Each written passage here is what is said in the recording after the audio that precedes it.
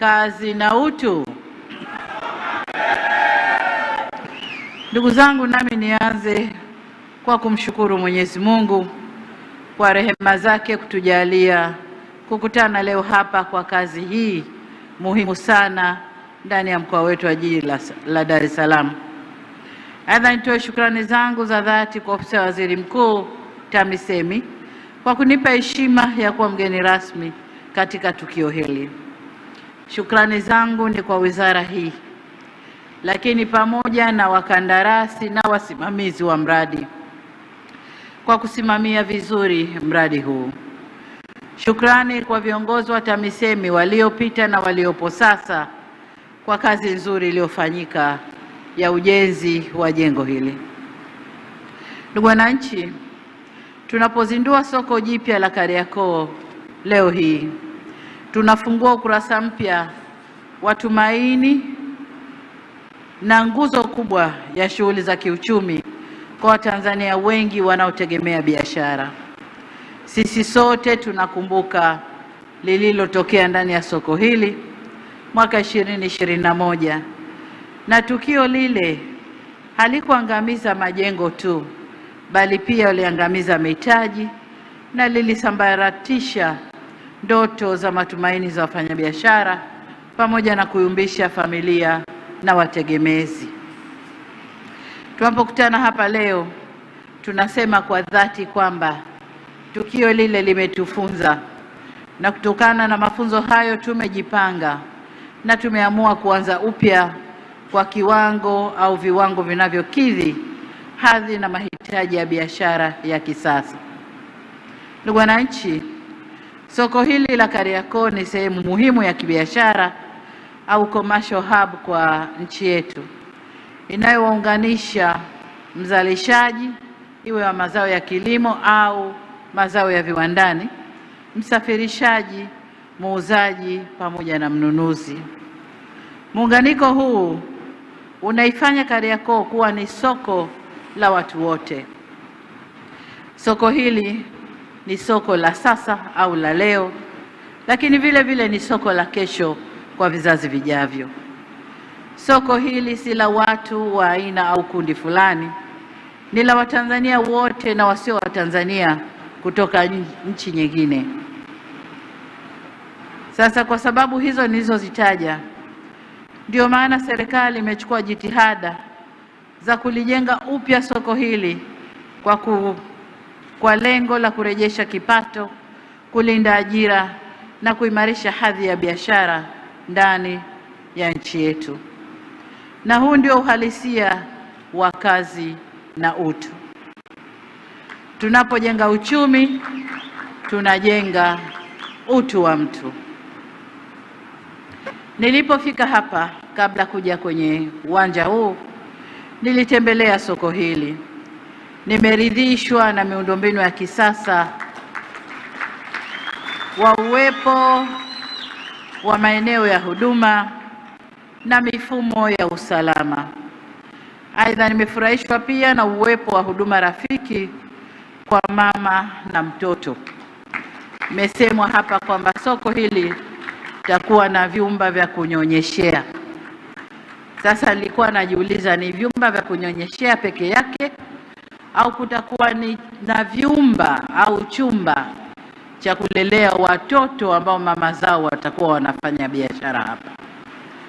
Kwa sababu tukisema chumba cha kunyonyeshea, tuna maana kwamba mama atakaa na mtoto wake, kama bado hajaweza kukaa ni mgongoni kwa masaa yote mpaka wakati wa kunyonyesha, anamtoa, anamnyonyesha, anaweka tena mgongoni. Niombe uongozi wa soko hili kutenga eneo la kulea watoto ambao mama zao watakuwa wanafanya biashara hapa. Sasa nyinyi mtatoa eneo, lakini akitokea mtu binafsi ambaye yuko tayari kuweka kitengo hicho cha kulea watoto ambacho kitaangaliwa vizuri, vifaa vyote vya watoto, vyakula vya watoto na kila kitu cha watoto, basi private sector karibuni, na niutake uongozi wa soko litenge eneo kwa ajili ya watoto wao. Mambo hayo sio tu yanaongeza tija, bali pia yanarahisisha mazingira ya biashara. Nataka soko hili liwe mfano wa kuigwa kiutendaji na masoko mengine nchini kwa kuhakikisha kuwa linakuwa na ubora wa huduma, ufanisi wa mifumo, usalama na nidhamu ya biashara.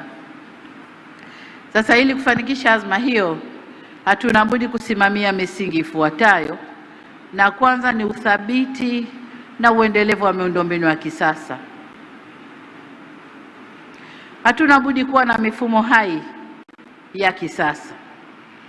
Hii ni pamoja na mifumo ya zimamoto, na nimeonyeshwa zimamoto wako hapo, wana ofisi, lakini hata ndani ya soko nimeona yale machupa mekundu ya kuzimia moto.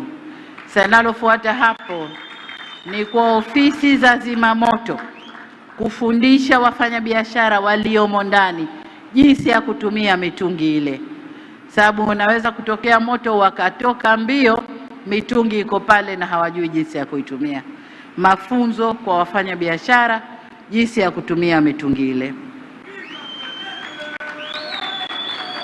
Aidha, hatuna budi kuwa na mpangilio mzuri wa maegesho na njia za kusafirisha, kupakia na kupakua mizigo. Hili nalo ni muhimu.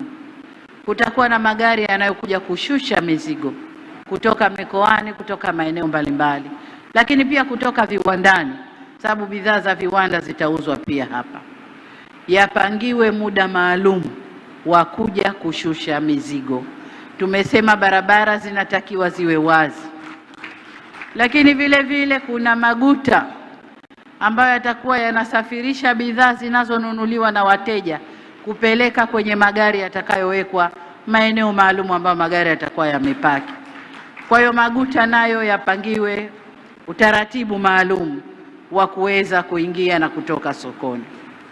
Kwa watoto wangu wa bodaboda ambao aidha wataleta wateja au wataleta wafanya biashara huku ndani, na wenyewe mpangilio wao ujulikane. Hakuna mtu ambaye anatakiwa kukosa fursa zinazotokana na soko hili. Wote wapate fursa na kuwe na mpangilio maalumu wa kutoa huduma hizo.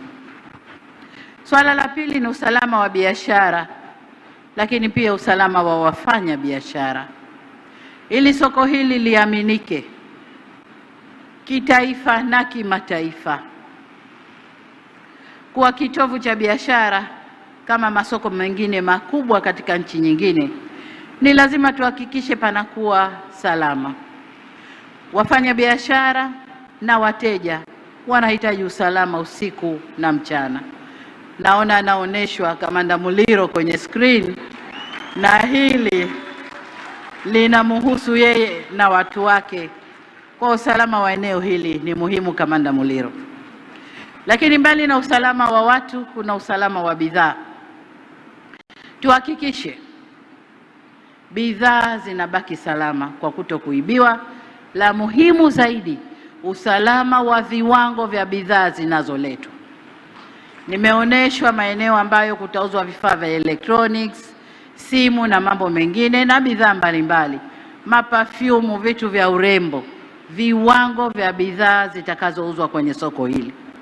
Hili soko hatutalitumia Watanzania peke yetu. Nchi za jirani nyingi watakuja kununua vitu hapa soko hili kama ilivyokuwa kabla, wapeleke nchini kwao.